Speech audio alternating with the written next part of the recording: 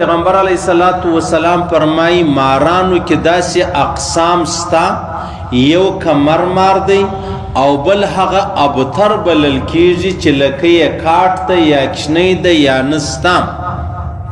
د الله رسول فرمائی دا هغه ماران دي چې کله د چا پر سترګو سترګې ور برابرې کې هغه سړی په سترګو نابینا کیږي دومره زهریلا ماران دي چې کله د چا پر سترګو سترګې ور برابرې کې د الله رسول فرمایي هغه سړی په سترګو نابینا کوي یا د الله رسول فرمایي و زنانه ده بېادبي د ډېره معافي د هغې په نس بچی دی په خېټه کې بچی دی د الله رسول فرمایي چې کله دا مار ورته وګوري نو د دغه مار د دې کتلو د وجې دومره زهریله سترګې دي د الله رسول فرمایي د هغه زنانې بچی ضایع سی ایله سی ختم سی دی په د مارانو کې الله رب العزت داسې اثر یې شی دی او د مارانو په زهر کې دومره لوی اثر الله رب العزت یې شی دی اوس دا خبره خو موږ ته ټوله سره منوره معلومه ده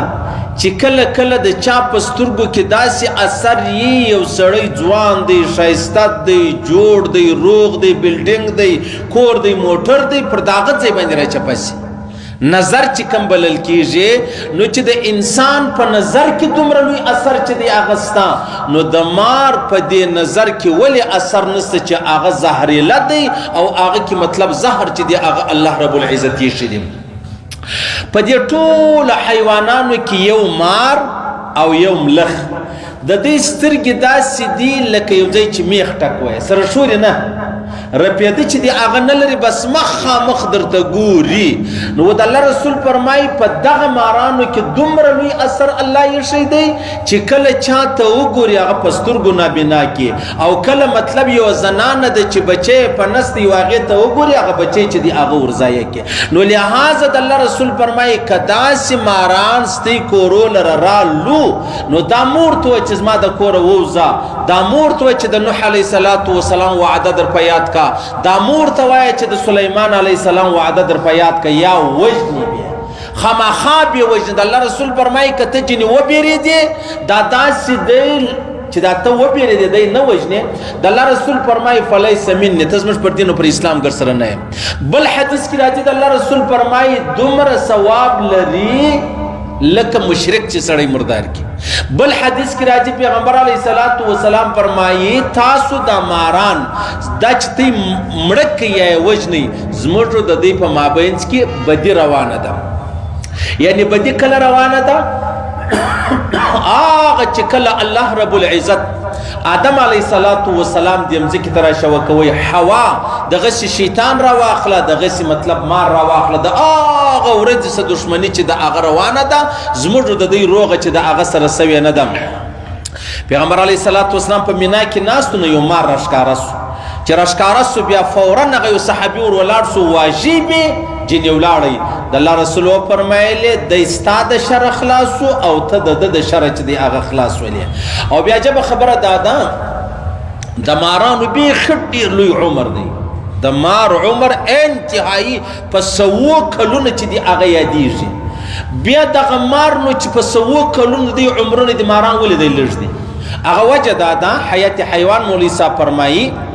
وایي دغه د مار چې کومې هګۍ دي پر دې باندې میږان راځي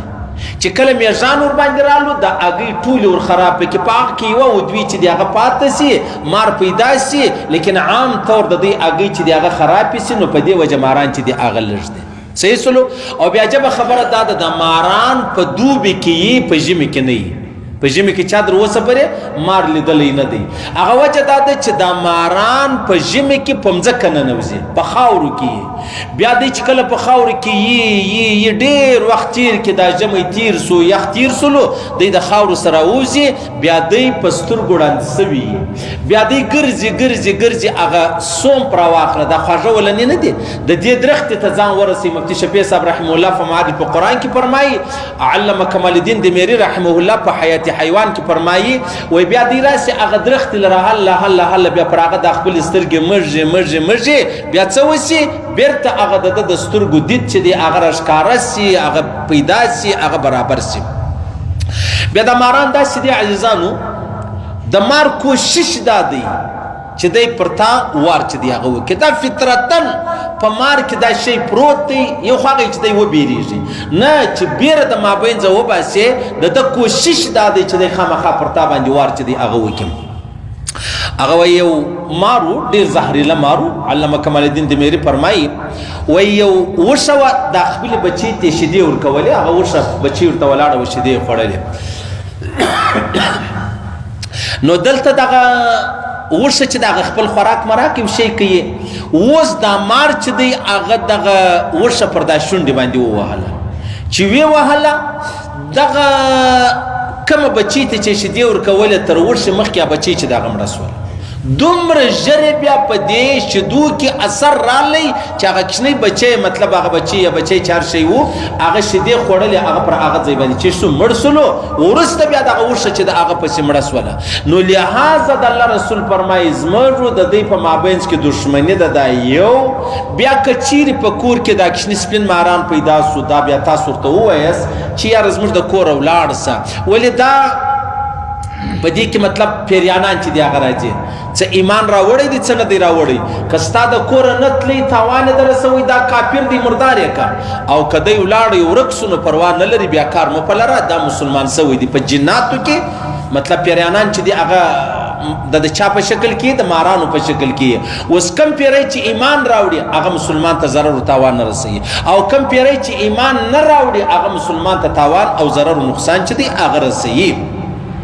نو لحاظه د الله رسول فرمایي داسې ماران ستا چې هغه وچاته وګوري په سترګې نابینا کې، فانهما یلتمسان البصر، دا چې کله چاته وګوري په سترګو سړی نابینا سي. ویستسقطان الحبالا، د الله رسول فرمایي داسې هم ستا چې کله مطلب یوه زنانه بچی لري او دا مار ورته وګوري خوړلی نه یې، هغه وهل یې نه یې، صرف د دې کتلو د وجې د دې څه وسي، د دې مطلب هغه کوچنی چې دی هغه ضایع سي، هغه لیرې سي، هغه خراب سي.